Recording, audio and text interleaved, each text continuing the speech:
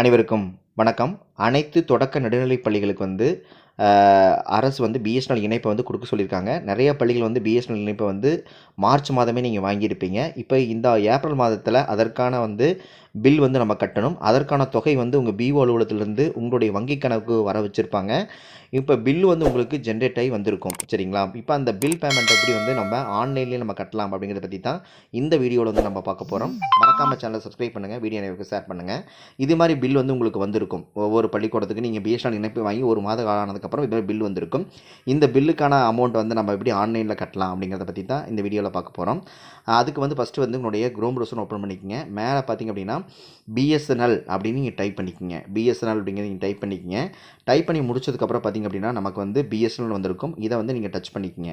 Touch பண்ணிட்டீங்க அப்படின்னா நமக்கு மை பில்ஸ் அப்படின்னு ஒரு காலம் கொடுத்துருப்பாங்க. அதில் கீழே பார்த்தீங்கன்னா 3 ஆப்ஷன் கொடுத்துருப்பாங்க. அதில் 2வது ஆப்ஷன் லேண்ட்லைன் ப்ராட்பேண்ட் கொடுத்துருப்பாங்க. அந்த கனெக்ஷனை நீங்கள் டச் பண்ணிக்கோங்க. டச் பண்ணிங்க அப்படின்னா நமக்கு நெக்ஸ்ட் பேஜுக்கு நமக்கு லோட் ஆகும்.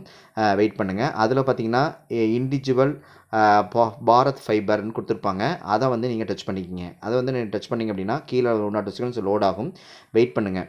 வெயிட் பண்ணிங்க அப்படின்னா நமக்கு பார்த்தீங்கன்னா ஃபோன் நம்பர்னு கொடுத்துருப்பாங்க. இந்த ஃபோன் நம்பருங்கிறது உங்கள் பில்லிலேயே கொடுத்துருப்பாங்க. ஃபோன் நம்பருங்கிறது உங்களுடைய லேண்ட்லைன் நம்பர் தான். 04285 அப்புறம் உங்களுடைய நம்பர் லேண்ட்லைன் நம்பர் கொடுத்துருப்பாங்க. அந்த நம்பரை தான் போடணும். இதில் 0 அப்படிங்கிறது நீங்கள் போடும்பொழுது அது பதிவாகாது. அதை விட்டுருங்க. விட்டுட்டு 4285 அப்படின்னு ஒவ்வொரு கோடு கொடுத்துருப்பாங்க. அந்த கோடை தான் நீங்கள் போடணும். 0ங்கிறது உங்களுக்கு பதிவாகாது, விட்டுருங்க, ஒன்றும் பிரச்சனை இல்லை. போட்டுட்டு உங்களை லேண்ட்லைன் நம்பரை போட்டுருங்க. போட்டதுக்கப்புறம் பார்த்தீங்க அப்படின்னா அடுத்தது கீழே நமக்கு அடுத்த ஆப்ஷன் கொடுத்துருப்பாங்க. அதில் உங்களுடைய மெயில் ஐடி, உங்கள் பள்ளிக்கு மெயில் ஐடி கொடுத்துருப்பாங்க. உங்கள் மெயில் ஐடியை நீங்கள் போட்டுக்கலாம். சரிங்களா? அதில் ஏதாவது பில்லு நமக்கு ஆன்லைனில் நமக்கு மெயில் ஐடி மெயில் மூலமாகவும் வரும்.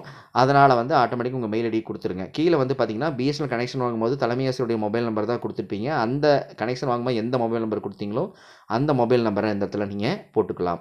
இப்போ அந்த மொபைல் நம்பரை நான் டைப் பண்ணிக்கிறேன். டைப் பண்ணி முடிச்சதுக்கப்புறம் பார்த்தீங்கன்னா கீழே கேப்சா கோட் கொடுத்துருப்பாங்க.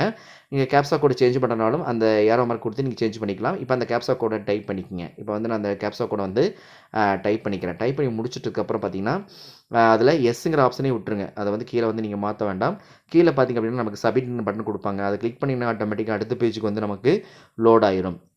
அடுத்த பேஜுக்கு ஆட்டோமேட்டிக்காக உங்கள் பில்லு உங்களுக்கு ஜென்ரேட் ஆகி வந்திருக்கும். இந்த இதுக்கு பார்த்திங்க அப்படின்னா 2844 ரூபா பில்லு வந்திருக்குது. கீழே பார்த்திங்க அப்படின்னா நமக்கு எந்த அக்கௌண்ட்டுக்கு போகணுங்கிற டீட்டெயில்ஸும் உங்கள் பில்லுக்கு டீட்டெயில்ஸும் இந்த பேமெண்ட்டில் வரக்கூடிய டீட்டெயில்ஸும் உங்களுக்கு காமிச்சிருப்பாங்க. இப்போ ரெண்டுமே சரியாக இருக்கான்னு செக் பண்ணிவிட்டு நீங்கள் கீழே பார்த்திங்க அப்படின்னா பே நவ் அப்படிங்கிறத நீங்கள் கிளிக் பண்ணிக்கலாம்.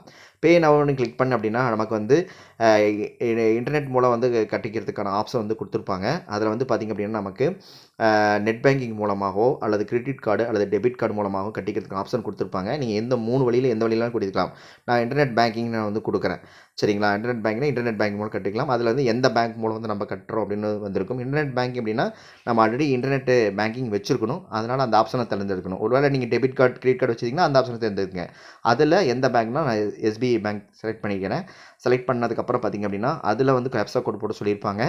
இப்போ அந்த இடத்துல நம்ம அந்த கேப்சா கோட் டைப் பண்ணோம் அப்படின்னா இன்டர்நெட் பேங்கிங் லாகின் பண்ணுறதுக்கான இதுக்குள்ளே நம்ம போயிடும். சரி, இப்போ அந்த கேப்சா கோட் டைப் பண்ணிவிட்டு கன்டினியூ த பேமெண்ட்னு கொடுத்தேன்னா அடுத்த செகண்ட் பார்த்திங்க அப்படின்னா நமக்கு நெக்ஸ்ட்டு 1 செகண்ட்ஸ் லோட் ஆனதுக்கப்புறம் இன்டர்நெட் பேங்க்கான யூசர் ஐடி பாஸ்வேர்ட் போட சொல்லும். இப்போ உங்களுடைய லாகின் யூசர் ஐடி பாஸ்வேர்டு நீங்கள் இன்டர்நெட் பேங்கிங் வச்சுருந்தா அந்த யூசர் ஐடி பாஸ்வேர்ட் போட்டு நீங்கள் லாகின் பண்ணிக்கலாம். லாகின் பண்ணோன்னா பேமெண்ட்டு வந்துடும். பேமெண்ட்டு நீங்கள் கிளிக் பண்ணிங்கன்னா பேமெண்ட் ஆயிரும். பேமெண்ட்னா சக்ஸஸ்ஃபுல் ஆயிரும். அதுக்கான ரெசிப்ட் உங்கள் மெயில் ஐடிக்கு வந்துடும். சரிங்களா? இல்லது உங்கள் மொபைல் நம்பர் வாட்ஸ்அப்புக்கு வந்துடும். இந்த வழிமுறை பின்பற்றி தான் நீங்கள் ஆன்லைனில் பேமெண்ட் நம்ம செலுத்த வேண்டும். இந்த காணொலி மிகவும் உங்களுக்கு பயனுள்ளதாக இருக்குன்னு நினைக்கிறேன். மறக்காமல் சேனலை சப்ஸ்கிரைப் பண்ணுங்கள். வீடியோ அனைவருக்கும் ஷேர் பண்ணுங்கள். நன்றி, வணக்கம், தேங்க்யூ.